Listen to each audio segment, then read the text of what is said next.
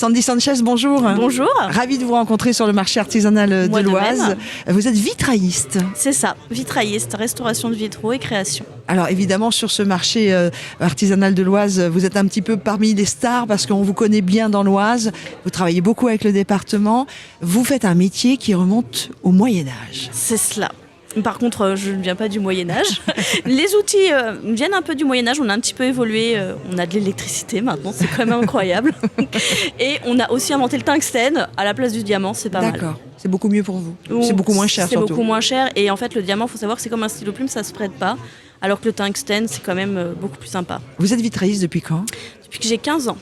C'était une révélation pour vous, enfant ?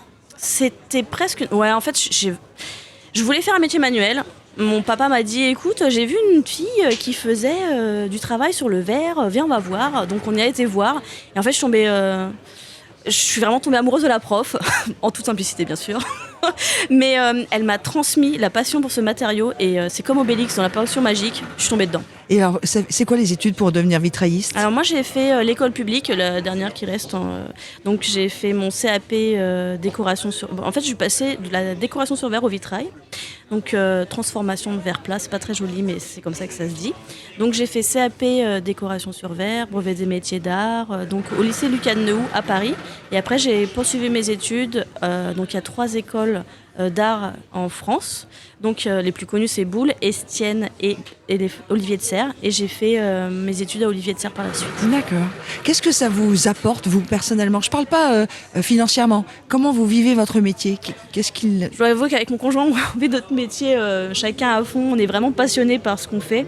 Moi, j'adore. C'est pour ça que je viens ici. C'est surtout pour pouvoir retransmettre, montrer comment on fait, donner peut-être une vocation, on ne sait pas, de ce métier haut en couleur, comme j'aime le dire. Vous travaillez pour qui, du coup ? Alors, je travaille beaucoup pour les particuliers, pour la restauration du patrimoine, un petit peu tout, quoi. Ça apporte quoi de travailler pour la restauration du patrimoine ? On est fiers ? J'avoue que c'est un peu la classe à Dallas. Non, mais sincèrement, c'est chouette. On va restaurer le patrimoine, du coup, même si c'est vrai qu'on reste des inconnus. Néanmoins, on se dira que voilà, il reste notre patte. On a laissé une trace dans l'histoire. Une bonne trace dans l'histoire, j'espère. On a commencé notre rendez-vous en se disant que voilà, sur le marché artisanal de l'Oise, on vous retrouve, que c'est un métier qui date du Moyen-Âge. D'ailleurs, la thématique est médiévale sur ce marché cette année, en 2024. Quels sont les outils qui ont traversé le temps et que vous utilisez encore comme l'utilisaient avant les vitraillistes du Moyen-Âge ? Est-ce qu'il y en a d'abord ? Alors oui, on utilise toujours des pinces, parce qu'on a toujours besoin de pinces pour détacher le verre. On a la pince à gruger, qui, oui, tient bien son mot du mot « je vais gruger » parce qu'il faut que j'arrive à grignoter du verre pour tricher.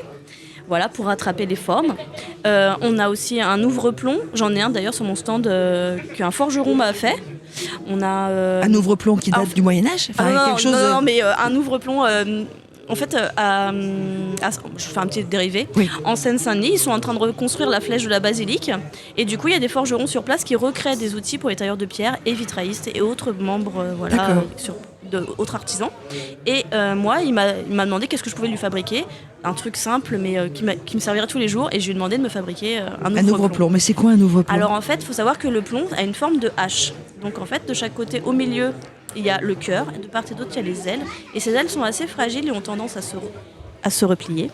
Et pour pouvoir les ouvrir, afin de permettre au verre de s'insérer à l'intérieur, on utilise un ouvre-plomb. D'accord, très bien. Waouh. Ça ressemble grossièrement, on va dire, à un tournevis mal formé, pas pointu et en forme. Bon, voilà. Je vois bien ce tournevis. Quelle est la plus grande émotion que vous ayez vécue avec votre métier ? L'une d'entre elles, en tout cas. Sur la création de quelque chose, sur la participation à une rénovation. C'est peut-être pas très très gai, mais on a fait, j'ai créé pour des parents qui avaient perdu leur fille. Ils ont fait un caveau et leur ont fait des vitraux. Et j'avoue que c'était quand même une belle émotion de participer à ça. Merci beaucoup, Sandy Sanchez. Mais je vous en prie, merci à vous. Vitrailliste, et vous êtes située à Estrée-Saint-Denis. Comment s'appelle votre maison ? L'Oise au vert. Comme un oiseau vert, mais c'est l'Oise, le département au pluriel, vert au pluriel. La matière, tout à fait. Et on vous retrouve où ? On me retrouve à Estrée-Saint-Denis, ou on me retrouve sur Internet, ou Facebook, Instagram, etc. L'Oise, plus loin haut, plus loin vert. C'est ça. Sandy Sanchez était avec nous, merci beaucoup. Merci à vous.